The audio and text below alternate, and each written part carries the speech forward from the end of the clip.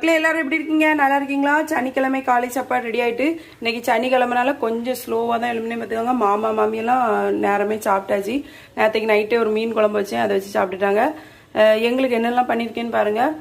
இது வந்து அவங்களுக்கு ஹஸ்பண்டுக்கு ஆப்பம் அழகா பூ போல் இருக்கு பார்த்தீங்களா? இது வந்து நியோனாளுக்கு.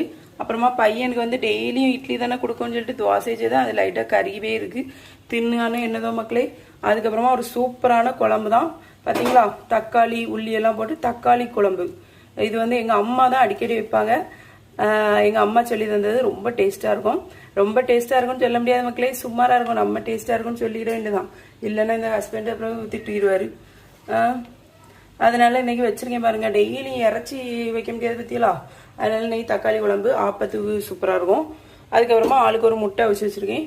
அப்புறமா பால் காய்ச்சி வச்சிருக்கேன், குடிக்கணும். அப்புறமா நீங்க இந்த மாதிரி ஆப்பத்து கூட இந்த தக்காளி குழம்பு வச்சு சாப்பிட்ருக்கீங்களான்னு கமெண்ட்ல சொல்லுங்க.